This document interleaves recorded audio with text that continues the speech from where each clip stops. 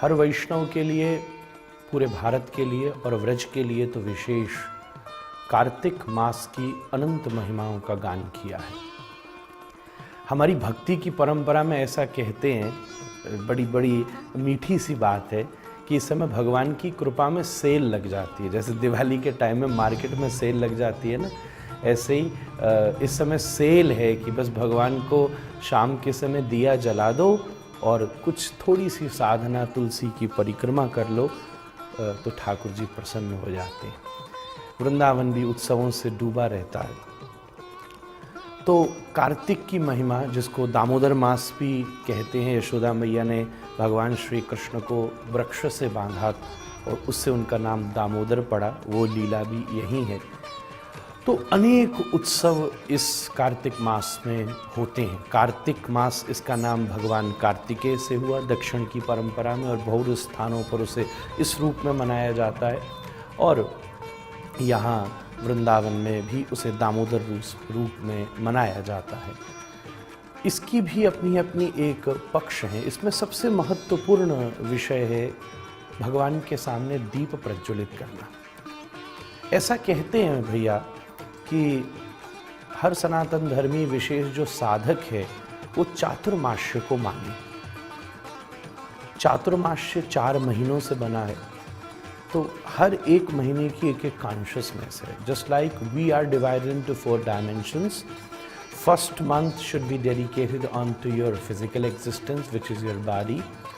Second, then your mental strengthening. Third, then your intellectual clarity. And now this 4th, which is the last month of Chaturmasya, which we call as Kartik Mas, you comes onto your 4th dimension, which is soul, or becomes spiritual. So this is the higher most dimension.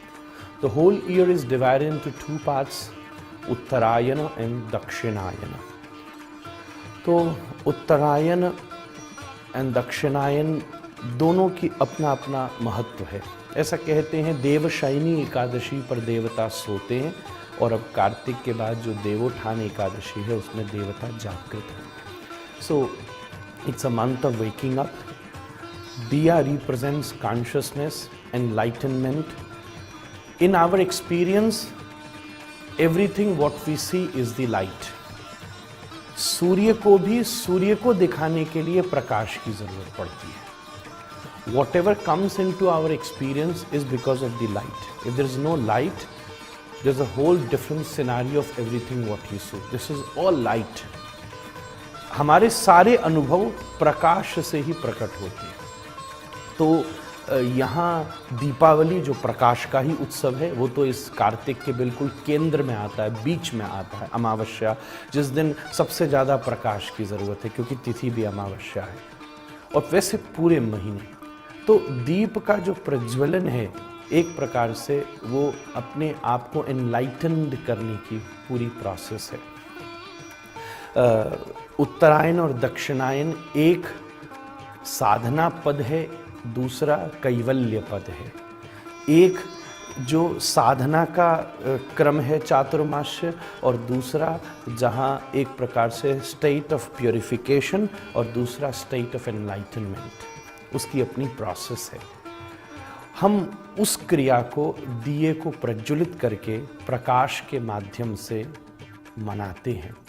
जब बाहर प्रकाश होगा तो प्रकाश का जलना, प्रकाश का ठहरना, प्रकाश को संभालना, इस सब की जिम्मेदारी हमें मिलती है, और वही रिस्पॉन्सिबिलिटी हमें अपने अंदर के दिए को प्रज्वलित करने की प्रेरणा देती है। उसे जलाना, उसे संभालना और उसे धरना, यही इस कार्तिक मास का एक मुख्य वैज्ञानिक प्रक्रिया है। अब ये वो समय है जब दिन बहुत ज़्यादा गर्म होते हैं और रात बहुत ज़्यादा ठंडी होती है। तो एक प्रकार से प्योरिफिकेशन हमारा करता है